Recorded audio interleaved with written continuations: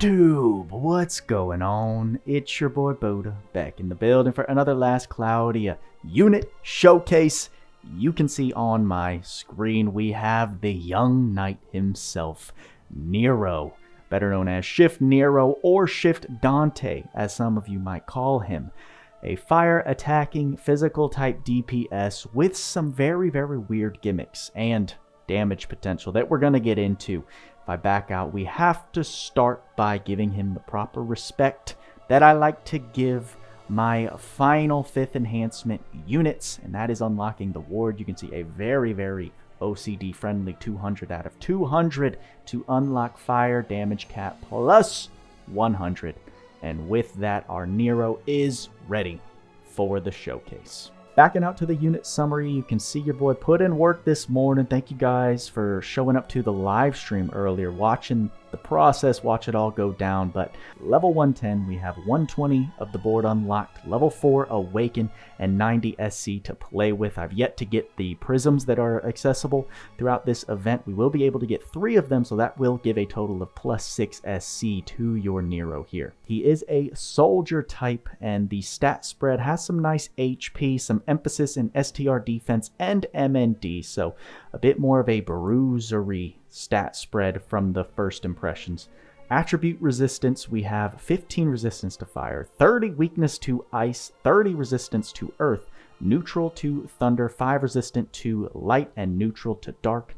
Ailments, we have neutral to poison, we have -1 or weak to blindness, neutral to silence, resistant or +1 to curse, +2 or nil to stun, and +1 or resistant to illness. So not terrible weaknesses. I would say the blind can be tricky if you have an enemy that's inflicting blind. You don't want to be missing attacks, so keep that in mind. Ailments are usually never really an issue until they are, right? It's not common that a lot of fights inflict ailments like that, and usually you can have your support there to just use a cure-all or something. So I've never been too crazy about paying attention to the resistances unless there's a boss that's particularly persistent with their application. So you just got to make adjustments accordingly.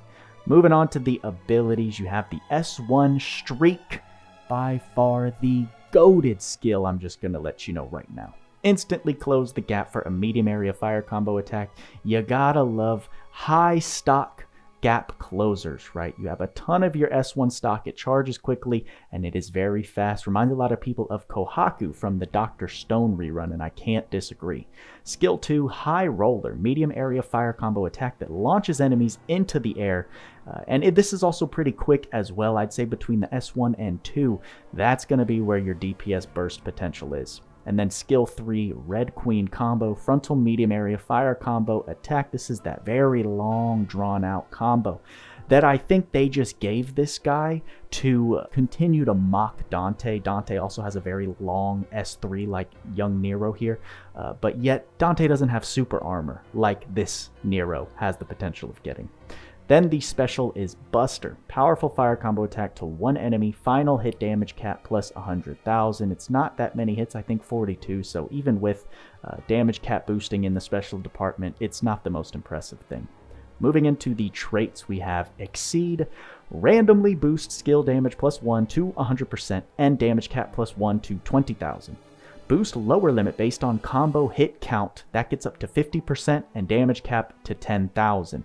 At 100 hits or more. So to interpret that, just know that until you get to 100 hits in that combo chain, you will be less than this max cap. But once you're above 100 hits, he's basically fluctuating between 10,000 to 20,000 cap and 50% to 100% damage. Every single hit, this is changed, right? Devil Trigger buff active, which is called Demon Form. It doesn't match the syllables that we have here. Double the effect. So then you take all of this when he activates Demon Form and you double it. Now there is no freaking way you're ever going to know what's going on in battle. I'm just going to let you know now. It's absolute damage madness, RNG madness. However, it is still really fun. Because he's a dual-wield unit, we are able to get pretty high hit counts and rack up that combo meter quickly, especially while he's got that super armor. And so getting in between that 10 to 20,000 base range and then doubling it to 20, 40,000, you're going to see some wonderful damage potential from this guy, and I'm very excited to show you the builds I've come up with. Trait 2 special damage cap plus 15,000. After special, boost HP cap 50%, restore HP, and give DT buff. DT buff active, physical and magic damage taken minus 30%. When using a skill, can't be interrupted by most attacks. Give DT buff up to once per wave. So the special here is a way to activate this DT or demon form buff. However, we're also going to see in his unlockable skills we have a second alternative to that, but also mimics Dante's kit a lot, that after the special he gets these different stat boosts, HP boosts, and can become a much more bulky unit because of it. Moving into his unlockable skills, starting with the magic skill Demon Form, use all MP to give unit DT buff. Give DT buff up to once per wave. So this is the second way to use this Demon Form, which allows for that super armor and damage reduction accessible in his trait 2. An absolutely goated skill for him, and I'll show you how we take advantage of it moving forward. HP up max, he has innately Fighting Spirit 5, Heroism up 2, and Critical up 2. Aim Vitals, Royal Armor, Deicide. Someone in the comments, shout out to everyone who told me you can take Deity and Genocide, smash them together, Deicide. Makes a lot of sense now. Give physical attacks and special and anti-god type effect. So there's our first anti-damage. Anti-type effect damage cap plus 2,000. This does apply to all of your accessible anti-type damage. So very nice cap boost there. Which he also has Brute Slayer, wonderful grouping of 6 Slayers. Going to be very, very useful to see him hit nice damage caps while you're playing throughout story. Soldier Mastery, when unit has soldier type, give physical, magic, special, and counter attacks an anti-type sniper effect. Damage from snipers minus 10% and STR plus 10%. So you can take advantage of this mainly, I'd say, in arena, but also another Slayer or anti-type damage. So he's got God, Sniper, and then Brute Slayer pretty much all smashed into his kit, along with innate special boost, which is wonderful to see. This plus your Slayers and anti-damage is going to equal out to 100% damage boost. God Blade, physical damage plus 30% against undead spirits and gods, so we'll definitely take this extra damage to these typings. Not quite an anti-damage, and it doesn't stack with special boost, but it's extra damage to those typings, so not going to complain. Auto Brave, love to see it innately. Life Fort, interesting, less HP, more defense. Auto Protection, lovely, minus 20% physical damage continuously. Patience 2, defense plus 30 when close to death. Awaken 2, love this skill, not for any practical reason, but just because it's a better Awaken, just cool to see in a unit's kit. Fire High Drive and Fire Mega Drive, great damage modifiers and some extra cap. Fire Attack raise 3, more modification and cap, and Fire Enhance, some more damage mod, and then boosted special damage modification. Pose of Victory he has for HP sustain, Goddess Kiss for MP sustain, Side Roll, boost movement speed when taking long range physical attacks, chance to nullify the damage taken.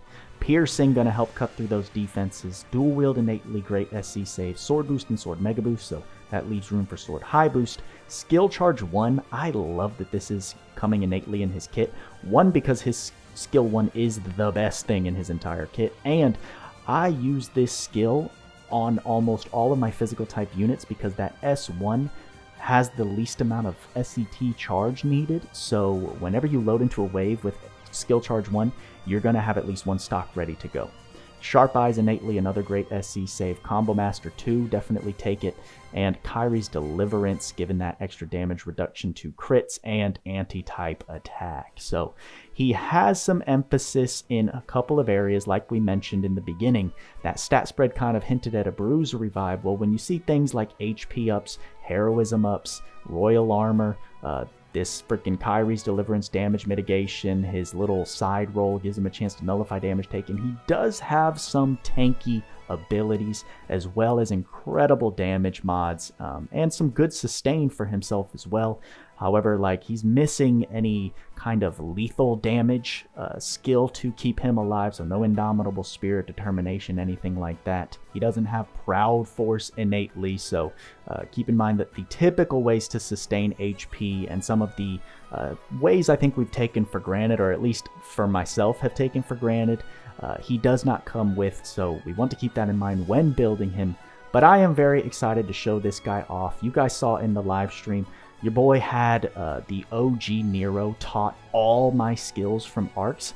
And for those of you who don't know, when shift forms are acquired on your account, they have all of the skills that you taught their prior forms accessible to them. So this guy I maxed out immediately. We had training field ready to go so I could get this 5-star showcase out to you guys quickly. So now that we've gone over his base kit, told you how I'm thinking about him when I'm going to build him, let's take him into some battles where I think he's going to be very fun and showcase what young Nero can do. Starting off with what I call the Minute Devil form build. This is going to be an extended demon form buff time to about 58 seconds. We're just rounding up to a minute. So the goal of this build is to activate demon form since it's available every wave, and then load into the next wave with enough MP to just recycle it and start over again. Now, in the majority of content, with the amount of damage Nero puts out in this form and with super armor, he should be able to clear these waves, just as you're seeing here. Now, obviously, there are going to be HP spongy enemies the further we go into story, but remember, this guy has his demon form buff for an entire minute. So if you bring some SCT recharging support, he's going to have absolutely no issue dishing out the damage. And with that super armor, he just becomes so crazy. I mean, look at the S1. It's got a nice AoE. It's so quick and fast. You see the numbers ranging from the high 20s all the way up into the 50k. I mean, except for the super defensive spongy enemies. But with Trishula, it is no issue to shred through any type of enemy that may or may not have fire resistance. You can see that with the super armor, these enemies attacking us with spells and trying to flinch us just come with no consequence. So extremely easy solo clear for a stage that can be pretty tricky if a unit's not equipped themselves. But in that demon form, that's where young Nero's going to shine the most. Moving on to a Boss Taylor build. This is going to be more for fights that are extensive. They're not really wave based. Right, the previous build's going to work very well in wave content and multiplayer fights. However, in one-wave boss fights that take a little longer, require some extra help in SCT regen over the course of a certain amount of time, this is where that build is going to help out the most. As you can see, we pop demon form early. Now, Pablo can be a weird fight because there are multiple phases within one wave. You're going to see how extending that demon time buff to just about a minute makes this guy so powerful. Especially with the Pablos appearing all over the screen the way they are, that S1 just getting Nero into range and then bursting each one of these things down. It was one of the most satisfying experiences that I've had ever fighting Pablo. I know we've seen enough of Pablo getting bullied, but when you have a unit that dominates a stage like this as well as Nero does, it's too hard not to put it in the showcase. Obviously, it's not super impressive, but what I wanted to highlight is just that extending his demon form buff to a minute, having a team that can support him, give him the stocks to keep on pushing, allows him to do this all within that time frame, even though it's technically a time-limited buff. So you saw we started off with a 9-minute timer, and it only took us about 57 seconds, so all within the demon form time. But let's get into some arena, because gotta showcase him here. That S1's super tempting in arena. This first battle I'm going to show off is in auto mode. If you've been watching the showcases for a while, you know I like to test these units in auto just to see how they're going to work, how their AI is going to look. And he performs basically exactly as I thought he would. Nero, being an offensive unit that wants to get up close, makes him so susceptible to any other unit that's going to be dealing damage in a close range as well, or any unit that's dishing damage from afar. I want you to pay attention to how often Nero goes down in this fight, because it just doesn't impress me at all, right?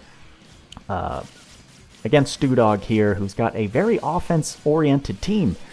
Nero can take down these enemies fairly easily, but when it comes to receiving hits, if he's not built for it defensively, he gets destroyed. I mean, I don't even know how many times we've gone down. Thank goodness for the rest of the team. This little 3-man team comp is extremely, extremely powerful. I brought Shift Eliza because her anima lowers that fire resistance and actually does allow Nero to get the final kill in that. But that's him in auto mode. Where I think he will shine for a lot of players is in the next fight that we're going to take a look at. Because his arena performance on auto was so lackluster, I thought, you know what, I gotta show this guy in some form of manual gameplay, because when he doesn't get caught fighting an enemy that's too tanky for him to penetrate through and then just allows the other offensive units to take him down very quickly, you can place him super strategically with that S1. You can see I want to take out Tyria. I'm immediately behind the enemy line, so Lagrange's S1 is no longer a threat to me. And then when it comes to not super tanky built units, he absolutely destroys them. He's got great Slayer coverage. You don't have to add too much to him. You can honestly swap out the Slayer that I'm using here. I did include Night Slayer, but I kind of wish I would have switched it to Sorcerer Slayer just so that Nero took out the enemies that can be easily taken out, aka the Sorcerers and anything that's not a tank. Even with special damage, even with anti-damage, those tanks, you can see Roland and Shift Gorm would have eaten this Nero stocks so flawlessly. But controlling arena matches manually, staying in a corner with Nero, as you just saw we did, allows him to be an absolutely destructive offensive unit. So I wanted to make sure to show what playing manually with him is like. Completely different experience, and I think that's where he can be useful for players moving forward. A little stat spread to the end, and let's get to the conclusion of the video. That's gonna do it for the young Nero showcases. Very, very pleased with this unit. Had a great time with him, building him up so quickly. You guys saw in the live stream earlier.